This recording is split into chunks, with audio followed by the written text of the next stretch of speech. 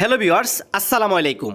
আপনি কি নতুন করে ব্রয়লার মুরগির খামার শুরু করার কথা ভাবছেন 200টি মুরগি দিয়ে শুরু করলে কত টাকা খরচ হতে পারে? তো আজকের এই ভিডিওতে আমরা আলোচনা করব আমাদের এই খামারটিতে 200টি ব্রয়লার মুরগি উঠাতে কত টাকা খরচ হয়েছে।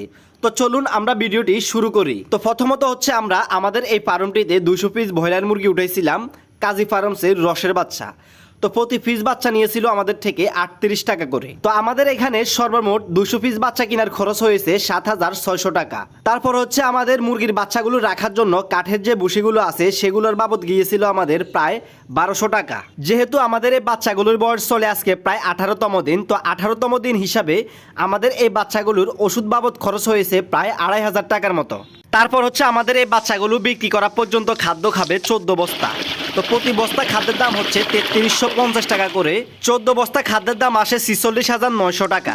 তারপর হচ্ছে কারেন্ট বিল আর হচ্ছে গাড়ি ভাড়া বাবদ খরচ হয়েছে প্রায় 1500 টাকা। তারপর আমরা এই 200 পিস মুরগির বাচ্চার জন্য 60টি পানির ডিঙ্গার, তারপর হচ্ছে 60টি খাদ্যের ডিঙ্গার কিনেছিলাম, সেগুলো বাবদ খরচ হয়েছে 1500 টাকা। তো আমরা এই খামারটিতে 200 পিস ব্রয়লার মুরগি উঠাতে মোট খরচ হয়েছে 60,000 টাকা।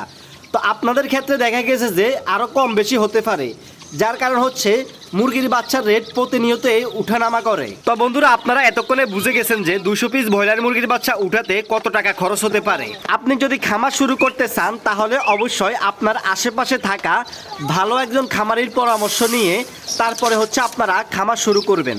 আপনি যদি ইউটিউবের ভিডিও দেখে মনে করেন আমি খামার শুরু করব, তাহলে সেটি হচ্ছে আপনার ভুল ধারণা।